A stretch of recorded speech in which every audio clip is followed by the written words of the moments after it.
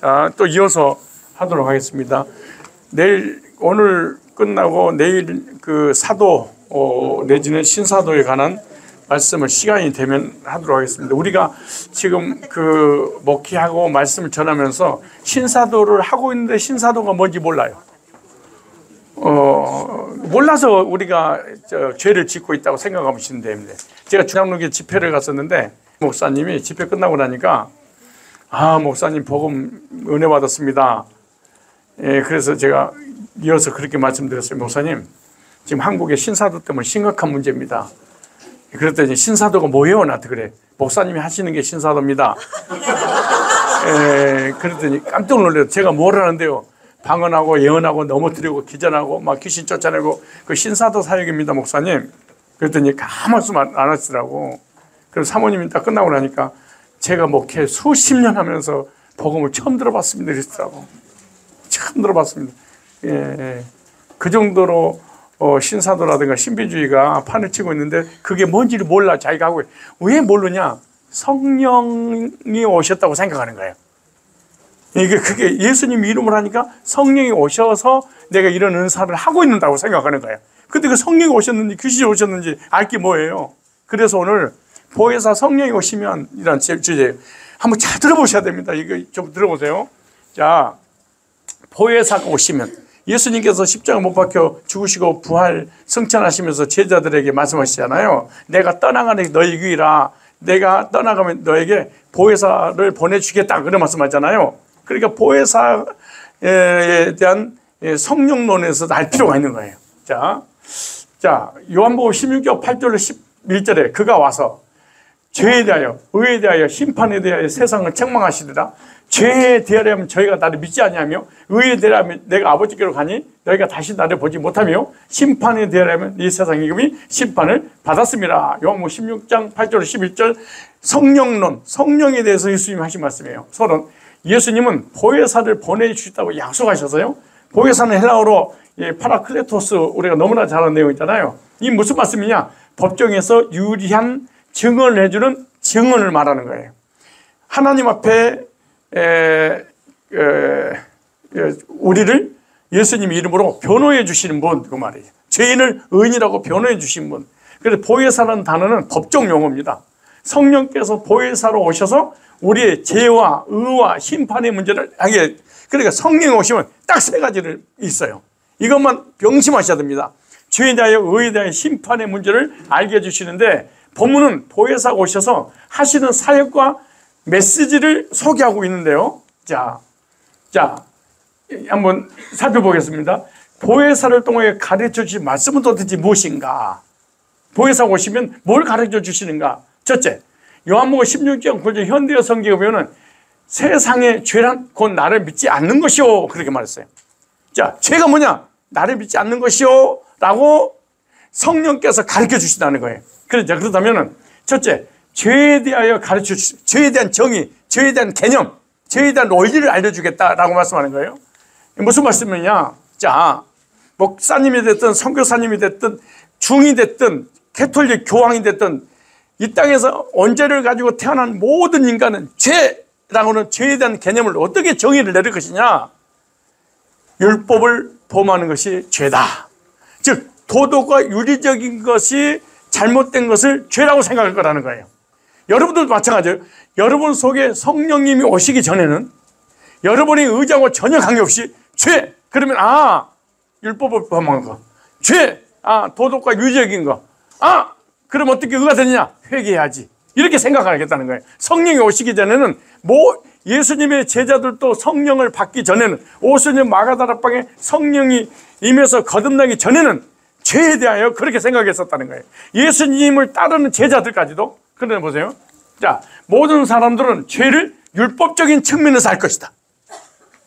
그러니까 예수님의 제자들이 예수님을 만나서 기적과 능력과 이적을 다 체험했음에도 불구하고 성령이 오시기 전에는 그러면은 죄에 대한 개념이 율법을 범하면 죄가 되고 죄에 사서 사망이지. 그럼 어떻게 할 것이냐? 죄를 해결해야 되는데 해결하는 그 방법을 성령이 오시면 구체적으로 알려주시는데, 고린도전서 15장 56절 이렇게 말해요. 사망이 쏘는 건 죄요, 죄의 권능은 뭐라? 율법이라. 죄를 짓는 마다 불법을 행하나니 죄는 불법이라. 로마서 2장 20절 보니까 잘 보세요. 여기 한번 좀 개념 정리를 한번 해보세요. 사망이 쏘는 것은 죄요. 죄 때문에 지옥 가는구나. 그런데 죄를 죄인이라고 정죄해서 지옥 가게 하는 기능이 뭐냐? 율법이라. 이 고린도전 15장 56절 이해가시죠? 자, 너는 지옥 가. 뭐 때문에? 죄. 왜? 율법 범했으니까. 그리고 죄를 짓는 마다 불법을 행하느니 죄는 불법이라. 그런데 보세요. 성령이 오시기 전에 다 이렇게 생각을 하는데 로마서 2장 22절 보니까 그러므로 율법의 행위로 그 앞에 의롭다 하심을 얻을 죄가 없나니 율법으로는 죄를 깨달음이라. 내가 죄를 지니까 율법이 죄인이라고 정죄해서 너 지옥 가. 이렇게 그래서 율법을 지키는 것을 의라고 생각했다는 거예요. 근데 구약에는 그랬었는데 20절에 그러므로 율법의 행위로는 그 앞에 의롭다 하심을 얻을 죄가 없나니 율법으로 죄를 깨달음이라. 그러니까 율법을 지켜서 성화되고 율법을 지켜서 행위로 구원받을 수 없다는 거예요. 왜? 율법의 기능은 딱 한 가지라는 거예요. 너 죄인이야. 너 지옥 가. 성령이 오시기 전에는 율법이 우리를 죄인이라고 몰아서 지옥 보내는 그런 기능인데, 그래서 이렇게 말할 거예요. 이제는 율법에 하나님 한 의가 나타났더니 율법과 선지자들에게 증거를 받은 것이라 곧 예수 그리스도를 믿음으로 말미암아 모든 믿는 자에게 미치는 하나님은 차별이 없느니라. 이렇게 말씀했어요. 그러니까 성령이 보혜사 성령님이 오시기 전까지 보편적으로 일반적으로 죄에 대한 개념은 율법을 지키지 못한 것을 죄라고 생각할 것이다. 즉 도덕과 윤리적인 죄를 죄라고 생각할 것이다. 성령 오시 예수를 믿어도 구원받기 전까지는 죄에 대한 개념을 그렇게 생각한다는 거예요. 그런데 보혜사 오시면, 이제 성령이 오시면 죄에 대하여 가르쳐주는, 죄가 뭔지 죄에 대한 근본 원리를 알려주는데, 보세요. 죄에 대하면 죄가 나를 믿지 않냐며. 성령이 오시기 전에는 죄에 대한 개념이 율법을 범하는 것이 죄고 죄의 삭은 사망이라 이렇게 생각할 텐데, 예수님의 이름으로 오실 그 성령이 오시면 죄에 대한 개념 자체를 바꿔줄 거다. 어떻게? 예수 안 믿는 것이 알았다. 이 지구상에서 가장 큰 죄가 뭐냐? 율법을 지키지 않는 것이 죄가 아니고 더 큰 죄는 예수를 영접하지 않는 죄가 가장 큰 죄다. 이거 성령 오시면 이걸 알려준다는 거예요. 예수님의 제자들도 이걸 모르고 있다가 예수님을 영접하고 난 다음에 죄에 대한 개념을 알게 됐죠. 즉 성령 오시고 난 다음에, 자, 지금 무슨 말이냐? 불신의 죄가 가장 큰 죄, 즉 예수 믿지 않는 죄가 가장 큰 죄다. 예수님 믿지 않는 것이 죄다, 이렇게 말해요. 그래서 예수님의 속죄를 믿지 않는 자는 구원받을 다른 방법이 없다는 거예요. 그래서 보혜사 성령이시면 죄에 대하면 율법을 법해서 죄가 되고 죄의 삭은 사망이란다 라고 대부분 그렇게 알고 있겠지만, 보혜사 성령이 오시면 그것보다 더 큰 죄가 있는데 예수 십자가의 구속을 믿지 않는 죄야 라고 성령님이 알려주신다는 거예요. 그러므로 성령을 받은 사람의 공통점이 뭐냐? 죄사함 받았다는 확신이에요. 그래서 성령을 나는 예수 믿는데 성령 못 받았어. 그럼 죄에 대한 개념이 잘못됐다는 거지. 자, 불신의 죄는 어떤 죄냐? 지옥 가는 죄악입니다. 불신의 죄가 성령을 거역하는 해방죄입니다. 여러분 대부분 신비주의라든가 오순절을 이렇게 생각해요. 성령 해방죄가 뭐냐? 여러분 성령 해방죄가 뭐라고 생각하세요? 질문하면 또 혼나는데, 아무튼 성령 해방죄를 뭐라고 생각하세요? 저를 생각해보세요. 우리가 목회자들이 성경을 읽다가 애매모호하다, 그럼 성도들은 전혀 모르다.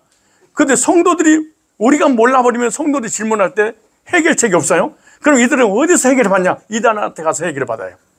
그러기 위해서 이단도 넘어가 버리는 거예요. 아이고, 우리 애매모호하게 하면, 우리 성령 해방죄가 뭐죠? 아시는 분? 성령 해방죄가 뭐죠? 우리가 금방 방언을 했잖아요. 방언. 이거 못 알아들어 버리잖아요. 그 뭔 말인지를. 이게 명쾌하지 못해서 그래요. 대부분 성령 해방죄 그러면은 방언하고 예언하고 환상하는데, 환상을 보고 있는데 마귀야. 마귀 은사야. 마귀 역사했어. 성령 해방죄구만. 성령 해방죄 아니에요. 은사 해방죄지. 성령 해방죄가 뭐냐? 잘 보세요. 성령 해방죄는 예수님이 이렇게 말씀하세요. 인자, 인자를 거역하는 것은 용서되 성령을 해방한 자는 현세도 내세도 용서받을 수 없다. 성령 해방죄는 현세도 내세도 안 된다. 성령 해방죄. 그러면 이런 일이 벌어져요? 그러면 성령님을 믿으면 구원받고 예수님을 안 믿어도 된단 말이냐? 이런 얘기 되잖아요. 무슨 말이냐? 예수님이 초림으로 오셔서 구속을 이루신 때는 메시아인 걸 몰라서 예수님을 십자가에 못 박아 죽었어. 그런데 예수님을 증거하게 오신 분이 성령님이야. 그런데 예수님을 메시아로 증거하게 해서 오신 성령님이 예수님을 증거하고 있는데 성령을 영접하지 않는 것은 예수를 영접하지 않는 것이고 예수 영접하지 않는 것은 예수님이 구속사를 영접하지 않는 것이, 그걸 성령 해방죄라는 것이지, 은사를 가지고 있는데 은사가 귀신 역사야, 성령 해방죄만, 이게 성령 해방죄가 아니에요. 예수님을 복음을 전하는데 복음을 영접하지 않는 것이 성령 해방죄지. 아닌가요? 아멘. 오늘 관계 좋아졌어요? 세 번 만나니까 아주 좋아지. 네 번 만나면 그래, 자주 만나다니까. 사람 자주 만나야 돼. 예, 자 보세요. 마가복음 3장 28절 29절. 내가 왜 말이 빨리 하냐? 여기 많아, 길어서 그래. 빨리 끝내야 되니까. 자, 내가 진실로 너희에게 이르노니 사람의 모든 죄와 물을 해방하는 회방은 사심을 얻되. 누구든지 그렇게 땅에 살면서 어떤 죄도 용서받을 수 있다는 거예요. 그런데 성령을 해방한 자는 사심을 영원히 얻지 못하고 영원한 죄에 처하느니라. 성령 해방죄라는 거예요. 그래서 성령 해방죄 뭐냐? 성령이 오시면 예수님을 증거할 것인데 예수님을 영접하지 않는 건 성령 해방죄라는 거지. 이게 성령이 이거 개념 정리해 주겠다는 거예요. 자, 돌이킬 수 없는 사망이 이르는 죄악이 있는데 사망이 이르는 죄가 있고요, 사망이 이르지 않는 죄가 있어요. 지옥 가는 죄가 있고 아무리 죄를 져도 지옥 가지 않는 죄가 있다는 거예요. 지옥 가는 죄는 뭐야? 예수님을 믿지 않는 죄가 지옥 가는 죄고, 율법을 범한 죄는 지옥 가는 죄가 아니고 징계당하는 죄지요. 그래서 이렇게 말하는 거예요. 요한일서 5장 16, 17절에 누구든지 형제가 사망에 이르지 않는, 지옥 가는 죄, 이르지 아니하는 죄 범하는 것을 보거든 구하라. 그리고 사망에 이르지 아니하는 범죄자들 위하여 저에게 생명을 주시오. 사망에 이르는 죄가 있으니 이에 대하여 나는 구하라 하지 않노라. 모든 불의가 제로되 사망에 이르지 아니한 죄도 되다. 사망에 이르지 않는 죄, 율법을 범한 죄, 사망에 이르는 죄, 예수 안 믿는 죄. 그렇죠? 예수 믿으면 사망 끝났잖아요. 아멘. 아멘. 자, 죄에 대한 개념 이해 가시죠? 예수님을 믿어도 성령이 임하기 전에는, 그래서 예수님이 믿었다 이 말은 이론적으로 믿었으면은 성령이 오시기 전이에요. 성령이 오시기 전에 죄 그러면은 예수 안 믿는 거 이래야 되는데 율법을 범한 거, 율법을 지키지 않는 거, 도덕적인 윤리적인 죄, 그래서 이걸 고쳐야지, 이걸 회개해야지, 이걸로 성화돼야지, 이렇게 생각한다니까요. 그런데 성령 오시면 개념 자체를 바꿔줄 거야. 예수 안 믿는 것이 성령 해방죄고 예수 안 믿는 것이 지옥 가는 거란다. 예수 믿는 것이 바로 성령 받은 것이야 라고 성령이 알려주는 두 번째. 자 보세요. 요한복음 16장 10절에 보니까 너희가 의롭다함을 인정받아야 할 필요가 있는 것은 내가 아버지께로 돌아가 너희가 더 이상 나를 보지 못하게. 자 보세요. 얼마나 이해하기 힘든 난해한 말씀인지. 예수님께서 십자가에 못 박혀 죽으시기 전에 이제 죽으시면은 죽으시고 나는 부활해서 하나님께로 가는데, 그때 나를 대신해서 성령을 보내주시는데 성령 오시면 죄에 대한 개념을 똑바로 알려줄 거야. 그래서 도덕적인 죄가 아니라 윤리적인 죄가 아니라 영적인 죄, 예수를 믿지 않는 죄가 이 지옥 가는 죄란다. 예수 믿는 것이 이것이 바로 죄 문제 해결하는 것이라고 성령이 알려주시겠다는 거예요. 두 번째는 이걸 이해하는 사람 참 드물더라고. 두 번째는 죄에 대해서는 금방 이해를 해. 그런데 의에 대하면 이렇게 말해요. 너하고 나하고 헤어지는 것이, 너희들과 3년 6개월 동안 함께 동고동락 했었는데 내가 십자가 못 박아주고 부활해서 너희들 땅에다 두고 내가 하늘나라 가는 것이 의다, 이렇게 말했어요. 이게 무슨 말이죠? 자 보세요. 예수님께서 제자들과 함께 있을 때 내가 너희들과 헤어짐으로 인해서 이거 의가 된단다 그랬어요. 같이 있을 때는 의가 안 되는데 예수님이 떠나가시면 이것이 의야 그랬어요. 자 보세요. 너희가 요한복음 16장 10절의 현대성경에 너희가 의롭다함을 인정받을 필요가 있다는 것은, 그래서 지금 죄인인데 너희가 의인이 되려면은 너하고 나하고 헤어져야 돼. 이별해야 돼. 그럼 나는 하늘나라 올라가고 너희들 땅에 있어. 우리 둘이 같이 있다가 이혼하는 것이 의야. 너희가 죄인이었는데 의인데 그 말이에요. 자, 같이 있을 때는 예수님 제자들이 죄인이었는데 예수님이 십자가 못 박히고 부활하셔서 하늘나라 올라갈 때 그걸로 해서 너희는 의인이 된다 이렇게 말씀하세요. 이거 이야기가 제자들도 힘들었겠죠. 우리들도 사실은 대답을 선뜻 못하고 있잖아요. 잘 보세요. 성령이 오시면 의가 무엇인지 알려주신다. 의가 뭔지 잘 보세요. 어떻게 의인이 어떻게 되는지 알려준다는 거예요. 자, 의에 대하여 사람들은 잘못된 생각을 하고 있을 거예요. 자, 무슨 말이냐. 성령님이 오시기 전에는 죄의 율법 어기는 거, 근데 의인이 그런 율법을 지키는, 이렇게 하셨다는 거예요. 보통 사람들이. 그러니까 신학교 교수가 됐든 목회자가 됐든 불신자가 됐든 누가 됐든 간에 성령이 임하기 전에는 죄 율법 범한 거, 의 율법을 지키는 거, 이렇게 다 생각할 거라는 거예요. 근데 성령이 오시면 죄에 대한 개념, 의에 대한 개념을 바꿔주냐. 어떻게 바꿔주느냐. 자, 보세요. 인간의 노력과 공로로 의롭게 되려고 할 것이다. 죄에 대해, 의에 대해서. 그 다음에 율법이 의로는 건데 의롭다 하시면 육체가 없어요. 갈라디아장 16절에 사람이 의롭게 되는 것은 율법이 행해서 난 것이 아니요 오직 예수 그리스도를 믿음으로 말미암아 줄 아는 거로 우리도 그리스도 예수를 믿나니 이는 우리가 율법의 행위 아니하고 그리스도를 믿음으로 의롭다함을 얻으려 함이라. 율법의 행위로는 의롭다함을 얻을 육체가 없느니라 그랬어요. 그런데 율법으로 의롭다함을 얻을 육체가 없는데도 불구하고 그러면 도덕과 윤리적인 바른 삶을 살아서 의롭게 되는 것, 예수를 믿어도 그렇게 생각한다는 거야. 근데 성령 오시면 개념 자체를 바꿔주겠다는. 어떻게 바꿔주냐. 보세요. 예수님이 부활 승천이 의가 된다는 거예요. 예수님이 죽으셨다가 부활해서 승천하면은 이걸로 인해서 너희 의인이 된다. 그렇게 말씀하는 거예요. 그럼 어떻게 의인이 되느냐. 자, 보세요. 예수님은 부활 승천하셔서 대제사장인 사역을 하신다는 거예요. 자, 무슨 말이냐. 자, 대제사장은 구약의 성막에서 지성소에서 섬기는 사람을 대제사장이라고, 그리고 성소에서 봉사하는 사람을 일반 제사장이잖아요. 근데 대제사장이 7월 10일 대속죄일 되면은 이스라엘 백성들이 1년 동안 지은 죄를 2마리 양을 잡잖아요. 2마리 염소를, 한 마리 염소에 그 아사셀 염소 머리에 손을 놓고 그 죄를 정가시킴으로 광야에서 내보내서 이제 광야에서 죽게 만들고, 또 한 마리 양은 목에 그 피를 받아가지고 지성소 속죄소 속죄소 뿌리잖아요. 그러므로 하나님의 공의를 만족할 때 그 속죄소에서 하나님 영광의 쉐키나, 이 히브리어로 쉐키나가 구름이 만들어지는 거예요.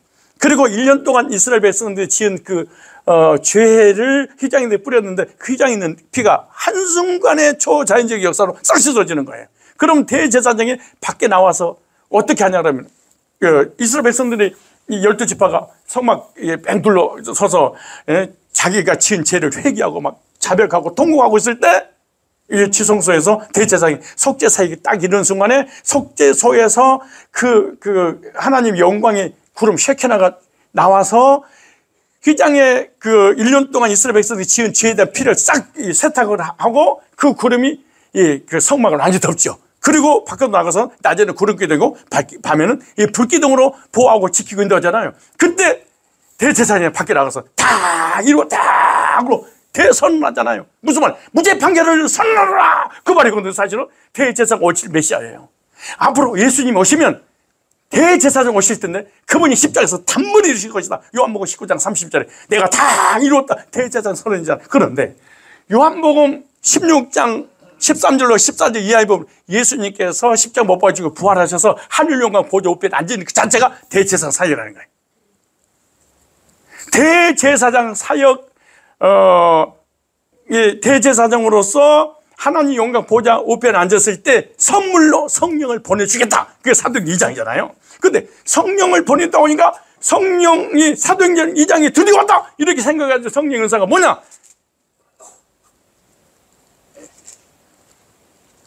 불 같은 성령, 바람 같은 성령. 그러니까 인터넷 들어가서 봤더니 불, 뜨거워, 불, 바람, 이러는데 불이 아니고 바람이 아니고 불 같은 성령. 불의 현상, 바람의 현상을 얘기하잖아요. 바람의 특징이 뭐냐? 날려버리는 거 아니야. 불이 뭐냐? 태워버리는 거죠. 너의 원죄와 자범죄, 너의 모든 죄를 성령의 불로, 예수님의 피로 날려버리고 태워버려서 원죄 문제 해결해서 구원받게 한다는 얘기지. 아, 성령이 있으면 나를 거듭나게 죄 문제를 해결해 주신 분이지. 진짜 불이 막 들어가지고 뜨거워 떼굴떼굴 흐르고 바람 막 뒤로 막 잡아서 뒤로 막 받쳐주고 이런 골 때리는 얘기. 이런 거리 어디가 있어 성경에 이런 게. 아바씨 누가 핫바지를 찾아요. 아니 이상하게 얘기해. 성령님이 오시면 넘어지고 자빠지시고 이게 아니에요. 일으키신 분이에요. 아니 성경에 나오잖아. 예수님께서 이렇게 전도 이렇게 복음 전도 다닐 때 귀신이 막 무덤에서 기절하고 넘어지고 자빠지고 막 버크 물고 그러잖아요. 그리고 그걸 도리어 넘어지고 자빠진 것을 고쳐서 세워서 멀쩡한 사람을 만들었잖아. 그런데 요즘 목회자들은 멀쩡한 사람을 자빠져가지고 도리어 귀신 들어가게 만들고 그런 게 어디가 있어요. 아니 예수님은 일으키고 목사를 자빠세고 여러분 목회자들이 자빠세는 그 현상 봐봐. 정말로 예수님 시대 때 그 귀신 들어가지고 자빠져가요. 막 이게 난리버거 피는 거 똑같잖아. 그러니까 귀신 역사로 나는 보는 거예요. 예수님은 자빠져도 넘어지고 기절하는 걸 일으켜가지고 멀쩡한 사람 만들고 목회자들 그냥 멀쩡한 놈을 다 귀신 들었다고 그냥 다 자빠져버리고 이러면 됐어요. 그래가지고 능력이라고 사기치고 말이야. 근데 성령 오시면 그짓 하는 게 아니에요. 얼마나 성령 인격적인데요. 자 보세요 뭐라고 그러니까 예수님이 부활승천의 대제사장 사역을 하셨는데 보세요 뭐라고 그래. 이브리서 2장 24절 26절 그리스도께서 참 것의 그림자인 손으로 만든 성소에 들어가지 않으시고 오직 참 안에 들어가서 이제 우리를 위하여 하나님 앞에 나타나시고 대제사장이 해마다 다른 것에 피로써 성소에 들어가는 것 같이 자주 자기를 드리고 아니하시지.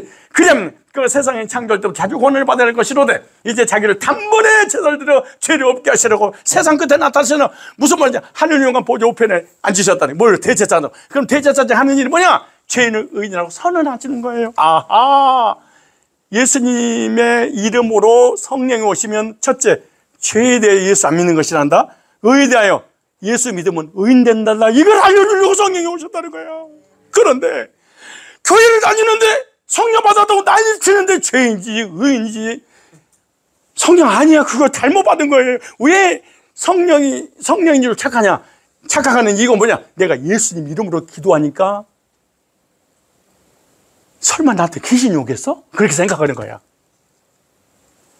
내가 부처 이름으로 하든가 무당 이름으로 하면 귀신이 왔다 안 가. 안 갔다 그러는데 우리가 누구 이름으로 기도해요? 예수님 이름으로 기도하고 누구를 성령을 사모하잖아요. 우리가 귀신 충만 주세요 그래요. 성령 충만 주세요 그래요. 그래서 성령 충만 달라니까 뭐가 왔어. 그리고 귀신이 오기는 왔어. 뭐가 왔을 거 아니에요. 오면은 성령이 왔다고 그래요. 귀신이 왔다고 그래요. 성령이 왔다고 그러지. 그러니까 성령 받으세요. 성령 받으세요. 성령 받아라. 물건입니까? 성령이 나쁜 놈아. 예수님은 성령은 하나님이에요. 창조주의 전능자예요. 뭘 네 아버지를 받아. 나쁜 놈들 진짜 나쁜 놈들이에요. 그럼 또 누가 그래. 성령 받아라 목사 그러니까. 아니 근데 목사님들도 아멘 나 자빠세고 넘어뜨리고 뭘 성교해야지. 누굴 자빠세. 이거 보세요. 예수님께서 부활 승천하셔서 하늘 영광 보좌 우편에서 우리가 복음을 전하면은 죄인을 의인이라고 선언한다는 거예요. 그리고 구원의 확신을 갖게 한다는 거예요. 자 다시 성령이 오시기 전에는 예수를 믿어도 제자들 우리도 마찬가지예요. 죄에 대한 개념을 잘못 알고 있을까. 어떻게 알고 있냐. 죄를 하면은 율법을 포함한 죄지. 그 착하게 살아야지. 선하게 살아야지. 회개해야지. 그렇게 열심히 노력할 거란다. 근데 성령이 오시면 죄는 예수님의 십자가의 구속을 믿지 않는 것이 죄란다. 성령이 이걸 알려주시겠다는 거야. 그럼 끝나는 게 아니에요. 그럼 의인이 어떻게 되는 거냐? 예수님 하늘유광 보좌편에서 주의 종들이 복음을 전하면 그 복음을 전하는 그 순간 성령 예수님께서 너는 죄인이 아니고 의인이란다. 이렇게 내 속에서 선언해 줄 거라는 거예요. 이게 성령 받은 거예요. 그래도 난 여전히 죄인이라고 생각해. 그 성령이 온 게 아니지. 은사를 받는 거지. 자, 보세요. 뭐라 그러는가? 예수님은 하나님 앞에서 지금도 보혜사의 사역을 하고 계시는데 요한에서 개혁한 걸 보면 이렇게 돼요. 나의 자녀들아, 내가 이것을 너에게 쓰면 너희로 죄를 범치 않게 하렵니다. 만일 누가 죄를 범하면 아버지 앞에서 우리에게 대언자가 있으니 곧 우러 오신 예수 그리스도라. 성령님도 대언자, 예수님도 대언자. 대언자가 뭐예요? 죄인을 의인이라고 유리언자로 변호해 주겠다. 그런 얘기잖아요. 그 변호자라는 거, 파라코로토스 변호자. 곁에서 죄인을 의인하고 유리언자로 판결 받도록 변호해 주시는 분, 예수님 성령이잖아요. 자, 요한일서 2장 1절에 보면 현대인의 성령, 나의 자녀 여러분, 내가 여러분에게 이렇게 쓰는 것은 여러분을 하여금 죄를 짓지 않도록 하려는 것입니다. 누가 죄를 짓더라도, 죄를 짓더라도 아버지 앞에서 변호해 주시는 분이 우리에게 계시는데 곧 의로우신 예수 그리스도라. 우리 변호자는 예수님도 변호해 주시는 분, 성령님도 변호해 주신 분. 자, 보세요. 예수님이 대제사장 사역을 우리를 의롭다 하시는 거예요. 그런데 보세요. 우리들이 좀 뭔가 적용점이 없어요. 적용점이 없단 말은 여러분 예수님 죽으신 거 믿습니까? 아멘. 부활하신 거 믿습니까? 아멘. 죄인입니까? 의인입니까? 죄인이죠. 그럼 무슨 말이냐? 사실은 예수 안 믿는 거예요. 왜냐면, 자, 보세요. 자, 로마 4장 25절 보세요. 예수님이 이중사역, 예수님이 두 가지 사역을 보십시오. 시작. 예수는 우리 범죄함을 위하여 내어주게 되고, 보라 세상 죄를 지고 온 하나님 어린 십자가에 못 박혀 피 흘려 죽으심으로 한 마리 희생 양이 되셨죠. 두 번째, 이걸로 끝나는 게 아니에요. 또한 우리를 여기서 중요한 이 로마 4장 25절의 말씀이 가슴에 확 오는 사람이 많잖아. 왜냐하면 예수님 죽으신 건 부활을 믿는데 나한테 적용이 없는 부활을 믿는 거예요.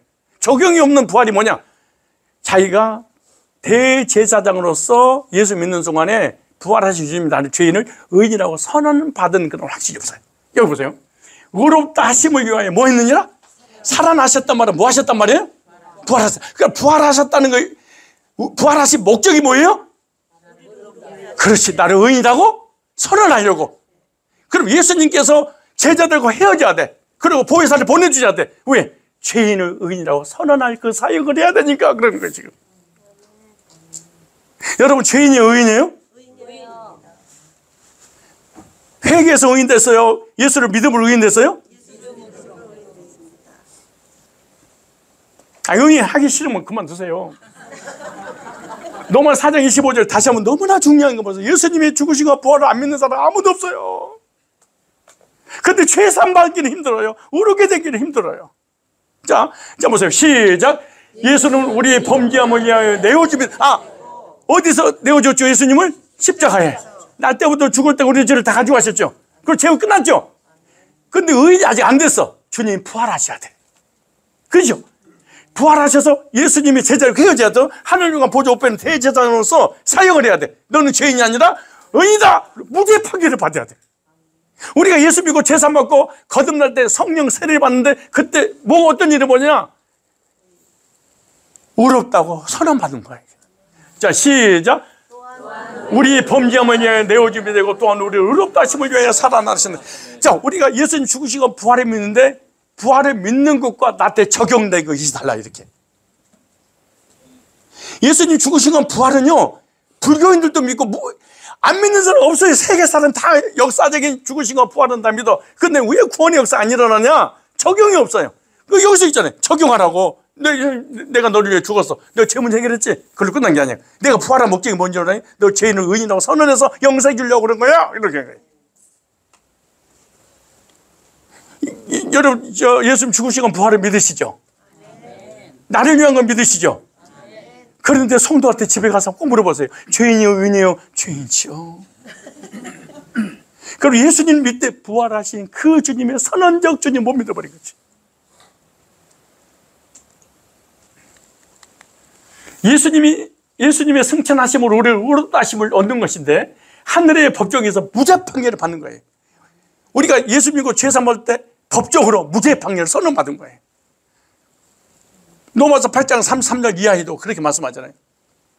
환난이나 핍박이나 기근이나 칼이나 적신이나 그 어떤 피조물도 그리스도 예수 안에 있는 하나님의 사랑에서 끊을 수 없느니라. 예. 왜냐? 부활하신 주님의 그 무죄 판결을 받은 그를 통해서 얻게 된 거예요. 자, 세 번째.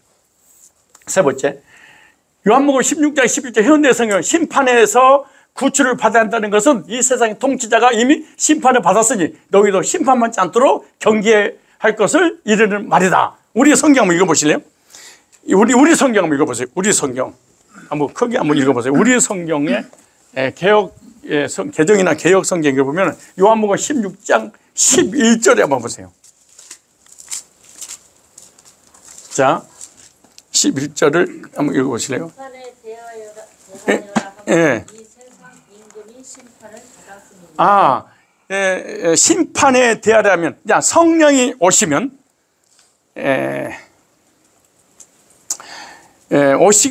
오시기 전과 오시고 난 뭐가 이렇게 달라지는 거냐? 성령이 오시기 전에는 죄는 율법 범한 거, 의는 율법을 지키는 거. 그러면 심판을 받지 않는 것은 율법을 지키면 심판을 안 받고 율법을 지키지 않으면 심판을 받을 것이야. 이렇게 보편적으로 달리고 있다는 거예요. 그 누가 됐든 간에. 그런데 성령 오시면 심판에 대하여 가르쳐 주시는데 심판에 대해 잘못된 개념을 올바르게 알려줄 거예요. 그렇게 말하는 거예요. 누가 오시면? 성령 오시면. 자, 죄를 지은 자는 반드시 심판을 받게 되는데 죄인은 심판의 공포를 가지고 있습니다. 자, 왜냐? 사단이 심판을 받을 것을 그런데 심판을 받는데 성령 오시면 너를 죄를 짓고 심판받아 지옥 가게 하는 그 사단이 십자가에서 심판을 받게 될 것이다. 이렇게 말씀하는 거예요. 그러니까 사단이 하는 일이 뭐냐? 사망 권세를 가지고 있어요. 그런데 예수님이 십자가에서 사망 권세 깨트려서 부활하셨잖아요. 그런데 성령 오시면은 예수 믿으면 너는 절대 사망당하지 않아, 지옥 가지 않아 라고 성령이 알려줄 거라는 거예요. 그렇다면 우리에게 한번 조금만 적용해 보세요. 여러분 교회 가가지고 교인들한테 한번 진짜 한번 테스트 한번 해보세요. 어떤 테스트 해보냐? 첫째, 죄가 뭐예요? 한번 물어보세요. 그럼 그럼 의롭게 되는 것이 뭐예요? 물어보세요. 그럼 거의 죄 그러면 율법을 범한 거예요. 내가 오늘까지 지은 죄예요. 어떻게 하면 돼? 회개해야 돼요. 그래야지 의롭게 돼요. 그럼 천국 갈 때 심판 받아요, 안 받아요? 심판 받아요. 거의 여러분들이 정확한 복음을 제시 안 했으면 제가 질문한 그대로 대답할 거예요. 그럼 우리가 잘못 가르친 거예요. 한번 테스트 해보세요. 정말 제대로 가르쳤는지.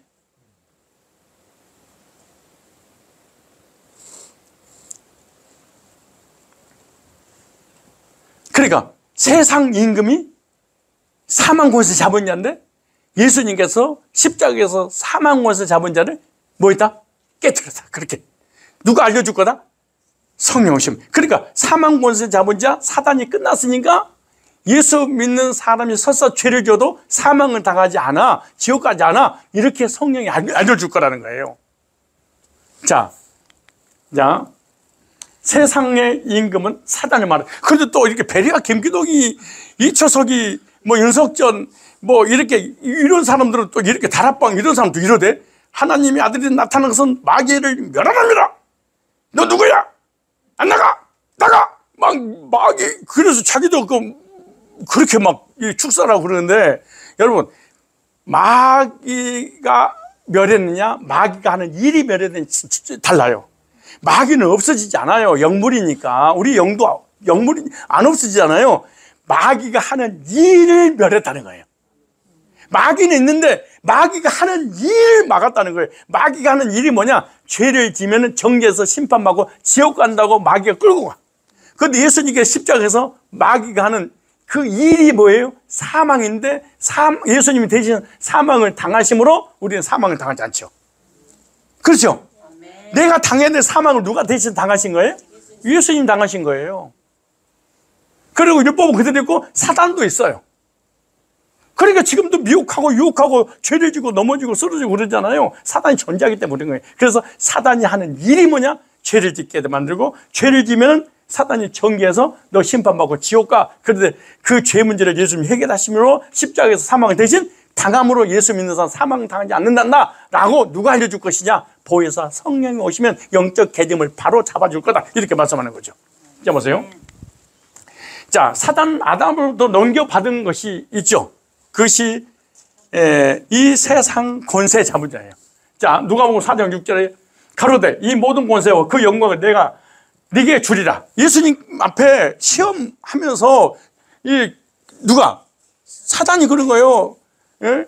넘겨준 거지. 나의 온한 자에게 주겠다. 그게 나한테 경배하면 내가 아담을 미혹시켜서 선악을 따먹고 넘어지게 했으니 그러므로 이 세상 권세를 나한테 내가 이어받았다. 그러니까 나한테 경배하면 내가 너한테 권세를 주겠다 그러잖아요. 그럼 이 세상 임금을 예수님께서 사단이 이렇게 말씀하는 거예요.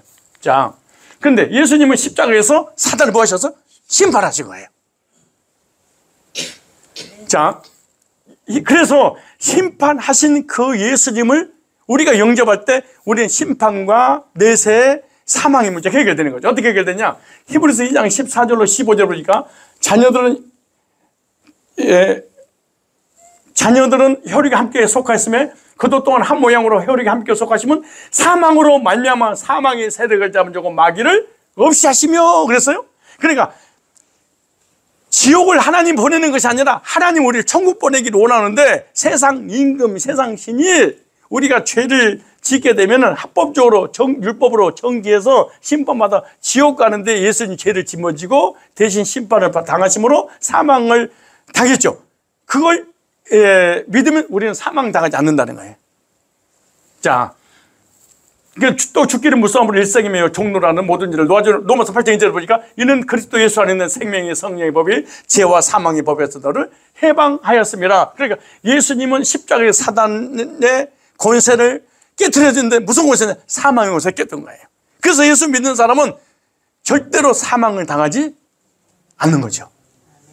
누가 오시면 이걸 알려준다는 거예요? 보혜사 성령이 오시면. 자, 사단과 사망 권세를 이기시고 십자가에서 승리하셨는데 십자가에서 심판이 끝났습니다. 그래서 예수 믿는 사람은 심판 면제 무시에 합격이 된 거예요. 예수 믿는 사람은 심판받지 않아요. 그 뭐가 심판받냐? 상급에 관한 심판만 남았어요. 예수 믿고 구원받은 사람이 이 땅에서 얼마만큼 하나님을 섬기느냐에 따라서 상급이 남아있는 것이지 죄에 대한 심판이 남아있지 않아요. 왜? 심판은 끝났는데요. 이런 걸 누가 해주겠다는 거예요? 보혜사 성령이시면 죄에 대하여 의에 대하여 심판에 대한 개념력을 바로 잡아줄 거야, 이렇게 보여줬죠. 자, 그래서 요한복음 3장 16절 18절에 하나님이 세상을 이처럼 사랑하사 독생을 주셨으니 이는 저를 믿는 자만 멸망치 않고 영생을 얻게 하려 하십니다. 하나님이 그 아들을 세상에 보내셔서 세상을 심판하라 하심이 아니요 저를 말미암아 세상이 구원을 받게 하려 하십니다. 저를 믿는 자는 심판을 받지 아니하는 것이요 믿지 아니하는 자는 하나님 독생의 이름 믿지 아니함으로 벌써 심판을 받은 것이니라, 이렇게 말씀하죠. 그럼 누가 심판을 받냐? 예수 안 믿는 사람. 예수 믿는 사람은 왜 심판 안 받냐? 심판 권세자 문제가 사단을 십자가에서 깨뜨렸어요. 자, 그래서 히브리서 9장 27, 28절 한 번 죽는 것은 사람이 정하신 것이고 얘는 심판이 있으리니 이와 같이 그리스도도 많은 사람이 죄를 담당하시려고 단번에 들으신 바 되셨고 구원에 이르게 하기 위해 죄와 상관없이, 그래서 심판 안 받는 거예요. 죄와 상관없이 자기를 바라는 제 두 번째 나타나라. 예수님이 재림할 때는 우리를 데리러 오시지 심판하러 오시는 게 아니에요. 예수님이 재림하시는데 우리가 죄를 짓고 주일날 예배도 안 드려버렸어. 그리고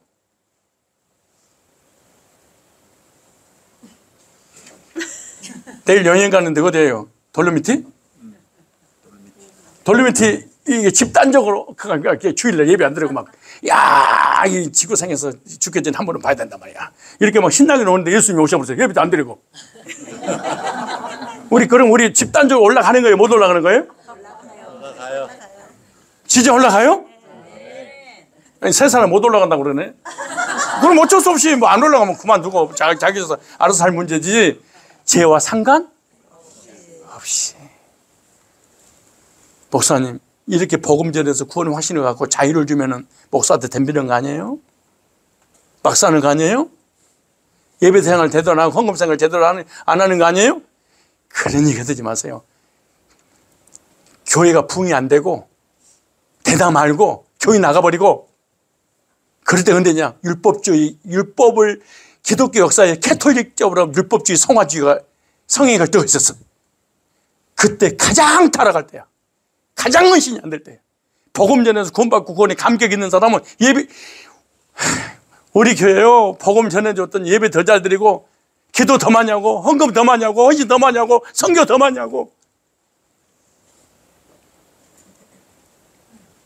율법으로 모가지를 확 성도 잡으려고 하다가 나중에 확 잡혀요.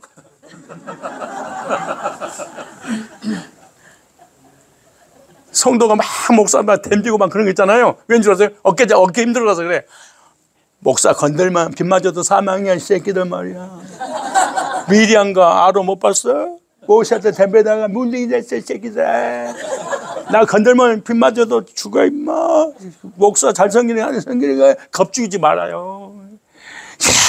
이거 교인들 진짜 비참하게 인생을 산다고 교회에 위로받으러 왔는데 가가지고 또 세상에서 돈한테 얻어맞지, 상사한테 얻어맞지, 사단한테 얻어맞지, 죄한테 얻어맞지, 교회에서 목사한테 얻어맞지. 지금 어떻게 살겠어요? 겁주고 그래가지고. 근데 맨처음에 겁먹은 거 보여. 나중에 절대로 말 안 들어요. 목사 한 명만 잘못하면 그냥 장로가 치받아 버려요.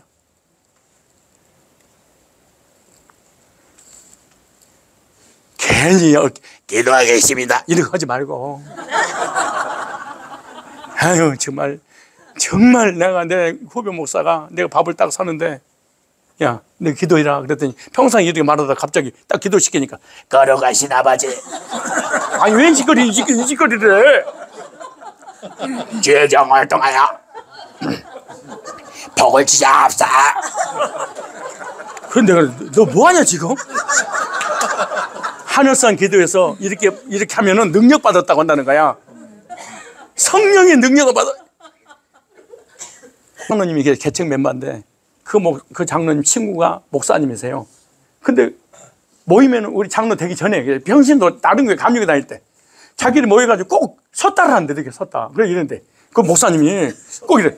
섰다 알아요? 섰다. 하토. 쥐야. 근데 진짜 그렇게 쥐야. 아바지 이러대. 그러다가 할렐루야. 근데 우리 교회 왔어 그분이. 와가지고 아니 나 진짜 웃기대. 그 장로님한테 그 집사한테 얘기만 들었는데 그분이 진짜 우리 교회 온 거야. 어두만은 첫 니산하는데 그 목사이십니까? 말씀 많이 들었습니다. 할렐루야. 이러는 거야. 난 현장에 직접 증인을 본 거야. 그래 하지 마요. 이상하지도 마세요. 그냥 잡아쓰고 막 이거 이거 하지 말고 하지 마세요. 누구 마음 봤다고 하면 누구 생각도 하고 네 뇌를 점검했다고 그러고 두셨다고 그러고 이런 거 하지 말고 내가 다 30-40년 전에 다 해본 거야. 하지 마. 그렇게 하지 마. 왜 그렇게 사기를 치고 그러지 마세요. 예수님 재림하면 우리 때리려고 오는 게 아니에요. 데리러 오지. 우리 데리러 와요. 우리가 돌로미티 가서 돌도로 기분 좋게 놀아도 주님 오시면 그냥 데리고 가. 걱정하지 말고 놓으세요. 그런다고 주일날 예배 안 드리냐? 더 잘 드립니다. 우리는 예배 구원받으니까 예배 더 잘 드리고 헌신 더 많이 하고 선교 더 많이 하고. 야, 신기하대 그거. 그때 율법으로 막 신비주의로 막 했더니 그때는 샴박해. 물건 부처로 빠져나가 버려. 막 댐비고 막 난리치고 교회 붕 대다가 쭉 빠져나가고 붕 대다가 쭉 나가고. 이상한 거 하지 마요. 순수하게 복음 전해요. 교회 부흥은 나한테 달린 게 아니에요. 성령의 몫이지. 내가 무슨 부흥을 시켜요. 부흥을 우리의 영역이 아니에요. 성령의 영역이지. 그럼 복음을 정확하게 전해야지. 하늘나라 가서 사기 잘 치느라고 충성된 종은 얼마나 고생 많았냐. 그렇게 들으면 되겠어요. 예수님 재림할 때는 너 못 올라가. 왜 네가 하나님이야 못 올라간다고 그래.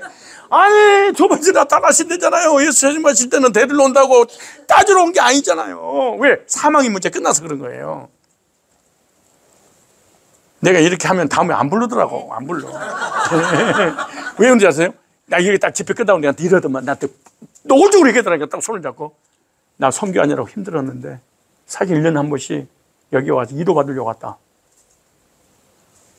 근데 이렇게 세게 해버리면 나 진짜 안 온다 이거.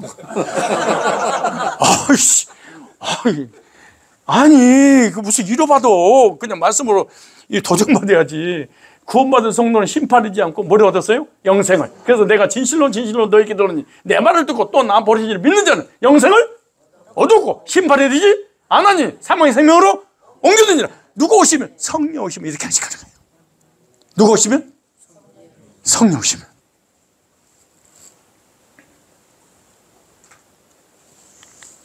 요한복음 10장 28절 29절 내가 저에게 영생을 주노니 영원히 멸망치 아니할 터요. 또 저희를 내 손에서 빼앗아도 영원히 멸망치 않고 하나님의 손에서 빼앗기지도 않는데 우리를 구원을 잃어버린다는 거예요. 여러분 회개 안 하면 지옥 갑니다. 회개 안 하면 구원 취소됩니다. 저 광화문에 그러대. 광화문에 거기 안 오면 생명책 지워버린다고.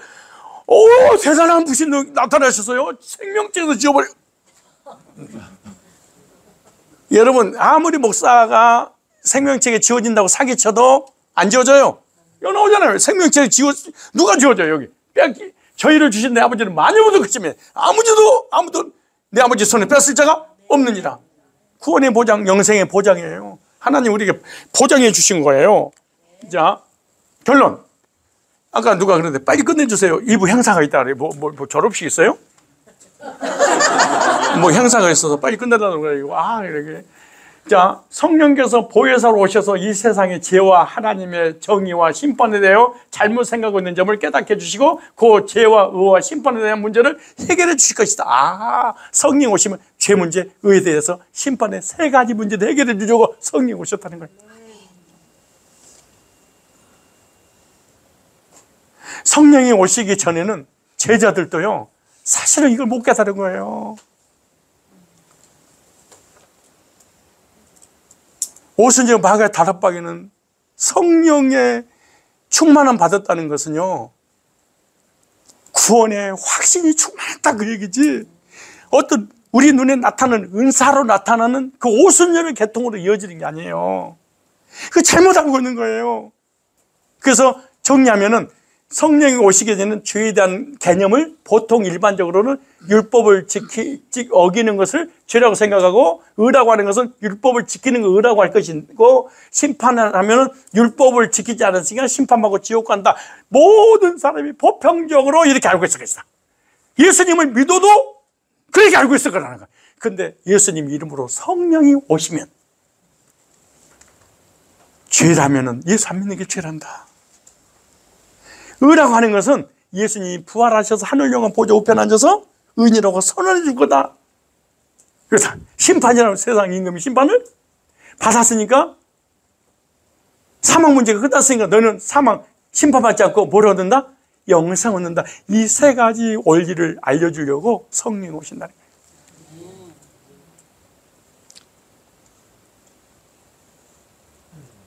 목사님 자꾸 가끔 은사를 갖다 중간에 끼워 넣는데, 은사 중기론자세요?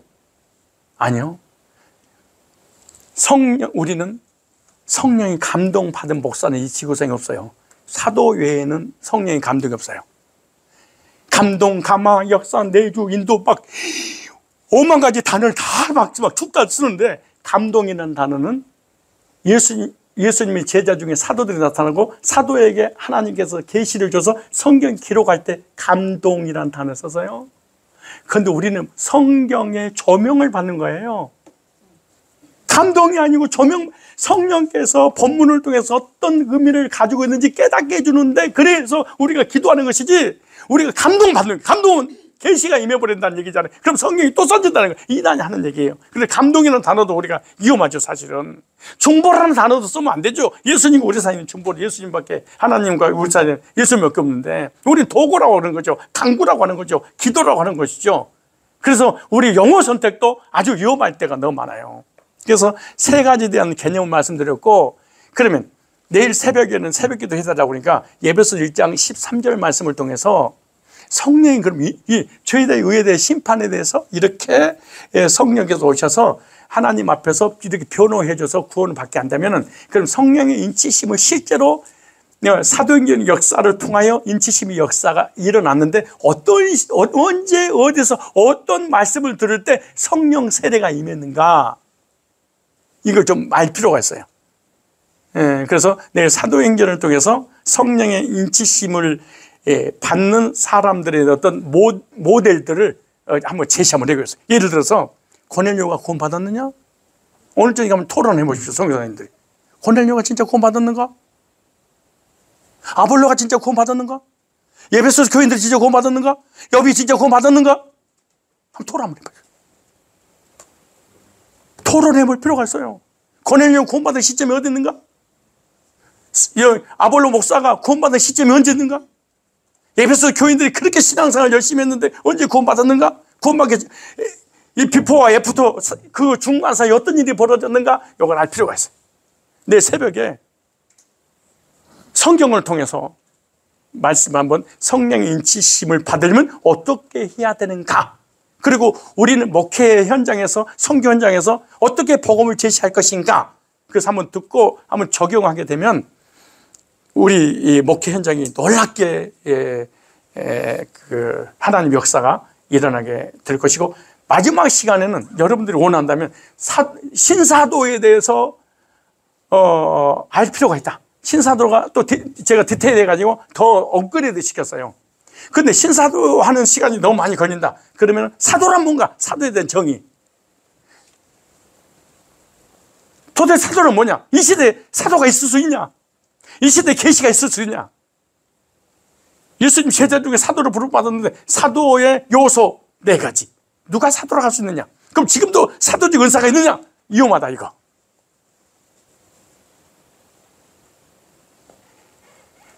줘보는 거죠. 오늘 저희 한번 토론 한번 해보세요. 이 시대 사도가 있는가? 그리고 아까 이건 고넬료 아볼로 목사 진짜 이 사람이 거듭나는가? 언제 거듭나는가? 니고데모는 도대체 언제 거듭났는가? 이런 말씀을 가지고 한번 우리가 성경을 가지고 정확한 개념을 정리해서 바로 알고 바로 절할 때 우리의 목회 현장은 정말 뜨겁게 하나님의 성령 역사가 일어나게 될 거예요. 마지막으로 그럼 목사님 성령 충만이 뭐예요? 성령 충만에 대한 정의가 뭐예요 도대체? 목회자들 부문사들이 하는 말은 성령 충만 주세요! 성령 충만 주세요 해가지고 새벽 기도하면 성령 충만 됩니다. 부르짖으면 성령 충만 됩니다. 금식하면 성령 충만 됩니다. 40일 금식하면 성령 충만 됩니다. 근데 왜 일주일 됐는데 성령 충만이 안 돼? 왜 40일 금식했는데 성령 충만 안 돼? 새벽마다 부르짖는데 성령 충만 안 돼? 성령 충만이 안 되는 게 아니고 성령 충만이 뭔지를 몰라. 그런데 성령 충만이 아는 사람이 있어. 어떤 이단들 어떻게 성령 충만은 은사 충만입니다. 방언입니다. 불입니다. 이게 성령 충만이야. 근데 성경에 한 절도 그런 게 없어. 어디가 있어 그게. 전부 다 이단에서 수입해가지고 한국 교단을 망쳐버렸죠. 여러분 나 2분 남았네. 2분 남았어요. 내가 30분간 있잖아요. 성령 충만에 대해서 모델로 사도행전 7장 56절 딱 써놨어. 성령 충만에 대한 정의. 스데반이 성령이 충만하여 기가 막혀버립니다. 왜 우리가 자꾸 오순절하고 싸우니까 교회 성경에 딱 써놔서 성령 충만이란 뭐냐? 기절하고 넘어지고 자빠지고 입신하고 방언하고 이게 아니야. 구원의 확신이야. 그래서 돌로 스데반을 쳐서 죽이잖아요. 그럴 때 스데반이 성령 충만하여 하늘 영광 보좌 우편에 예수님이 서신 걸 보고 그래. 마지막 죽으면서 이렇게 말해. 내 영혼을 받으소서 그랬어. 벌써 성령이 충만하여 마지막 죽으면서 내 영혼을 받아서 구원 확신이네.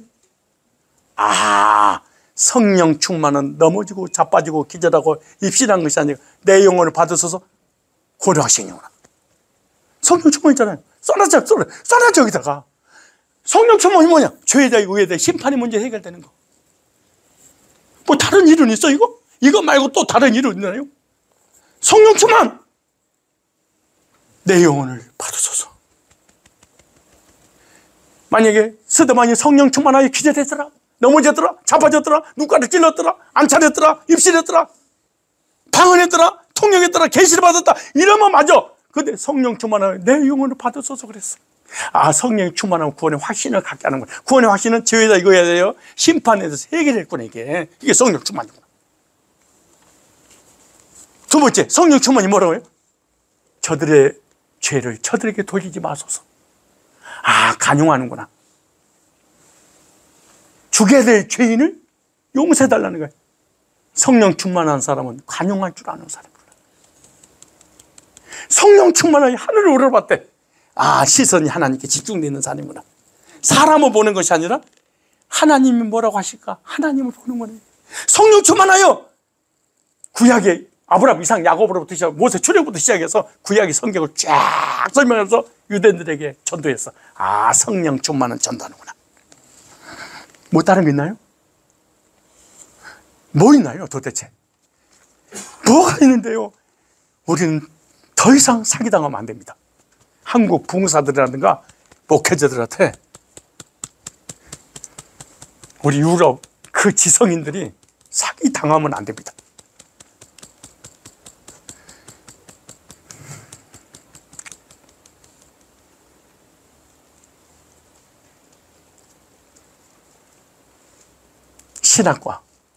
신앙과 성경의 개념적을 잘 해서 성도에게 바로 전해서 바로 알고 바로 믿고 바로 누리게 해야만이 우리의 사역이 하나님 기뻐하시지, 여기서 우리가 엇나가게 되면은 우리의 사역 성공해도 그건 성공이 아니고 하나님 앞에 책망들을 일입니다.